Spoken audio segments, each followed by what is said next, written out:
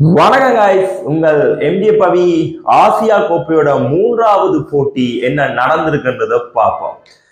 தொடர்ச்சியாக ஆசியா கோப்பையில நாங்க இருக்கிறோம், நாங்க எப்படியாவது கோப்பையை அடையணும்ன்ற ஒரு நோக்கத்துல பங்களாதேஷும் தொடர்ச்சியாக நாங்க எப்படியாவது ஆசியால நாங்களும் ஒரு கிரிக்கெட் டீம் தான் என்றதை காட்டுறதுக்காக கோங்கோங் சைனாவும் வந்திருந்தாங்க மூன்றாவது போட்டியில.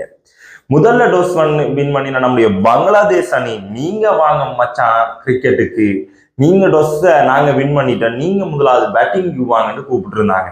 சரி, கோங்கோங் சைனா ஒரு கத்துக்குட்டி அணி தான் கோங்கோங் சைனா அணி. ஆனா கத்துக்குட்டி இருந்தாலும் ஓரளவு ஃபைட் பண்ணியிருந்தாங்க. நேற்றைய தினம் படுமோசமான ஒரு பெர்ஃபார்மன்ஸை வெளிப்படுத்தவில்லை கோங்கோங் அணி, என்றது குறிப்பிடத்தக்க ஒரு விஷயம். சரி, கோங்கோங் என்ன செஞ்சிருக்காங்கன்றதை இப்ப போட்டிக்கு பார்த்தா 143 ரன்னுக்கு 7 இலக்குகளை இழந்திருந்தாங்க. 144 ஓட்டங்கள் இலக்காக வைக்கப்பட்டது. பங்களாதேஷுக்கு 143 எல்லாம் ஒரு இலக்கே இல்லை. அவங்கள ஜெயிக்கணும்னா கடைசி ஒரு 180 ரன் 170 ரன் அடிச்சு அதுக்குள்ள பந்து வீச்சுகளை ஈடுபட்டா தான் உண்டு. சரி, அணித்தலைவர் லிட்டில் தாஸ் அரைச்சதம் கலந்திருந்தார் பங்களாதேஷ் அணி சார்பாக. மிகவும் ஒரு சிறந்த ஒரு பிளேயர் தான் லிட்டில் தாஸ், ஒரு விக்கெட் கீப்பர் பேட்ஸ்மேனும் இவர் கூட.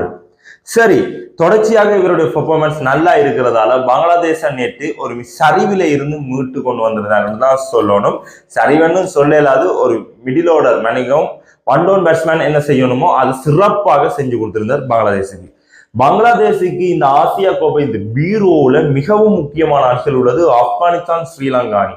இதை அடிச்சா, இதுல ஏதாவது ஒரு டீமுக்கு அது அடிச்சாதான் பங்களாதேஷ் செமிக்கு குவாலிஃபை ஆகலாம் என்றது ஒரு குறிப்பிடத்தக்க ஒரு விஷயம். சரி, ஸ்ரீலங்காவுக்கு பங்களாதேஷ் அடிப்பாங்களா இல்லாட்டி ஸ்ரீலங்கா பங்களாதேஷுக்கு அடிப்பாங்களா என்றது ஸ்ரீலங்கான முதலாவது போட்டி தான் தெரியும். சரி, நீங்க சொல்லுங்க, ஸ்ரீலங்கா அடிப்பாங்களா பங்களாதேஷ, பங்களாதேஷ் ஸ்ரீலங்காவுக்கு அடிப்பாங்களான்றதை நீங்க கொமல்ல போடுங்க. ஏன்னா இந்தியா பாகிஸ்தான் மேட்ச் எப்படியோ அதே மாதிரி தான் ஸ்ரீலங்கா பங்களாதேஷ் மேட்ச். இந்த இரு நாடுகளும் மாறி மாறி மாறி மாறி ஒரு அடிபடக்கூடிய ஒரு டீம் தான் என்றுதான் சொல்லணும். சரி, பாப்போம். அந்த போட்டி தான் மிகவும் சுவாரஸ்யமாக இருக்கும். பீரோல பார்க்கக்கூடிய ஒரு போட்டினா பங்களாதேஷ் ஸ்ரீலங்கா மேட்ச் தான் சுவாரஸ்யத்தை தரும். அதே மாதிரி ஏரோல நல்ல சுவாரஸ்யம் தர மாட்டேன்டா இந்தியா பாகிஸ்தான் மேட்சும் சுவாரஸ்யத்தை தரும். சரி, ஆனா என்ன, நேட்டியா போட்டியாக இருக்கலாம். போட்டியில மைதானங்கள் எல்லாம் எம்டியா தான் இருக்கு, எங்கடா ரசிகர்களை காணல என்ற மாதிரி தான் இருந்துச்சு. சரி, இந்த வீடியோ முடிச்சுக்கலாம். உங்களை எம்ஜே பவி மறக்காம நீங்க சப்ஸ்கிரைப் பண்ணி லைக் பண்ணிட்டு உங்க நண்பர்களுக்கும் நம்ம சேனல்ல அனுப்பி விடுங்க என்றதை கேட்டுக்கொண்டு விடைபெறுகின்றேன். உங்கள் எம்ஜே பவி.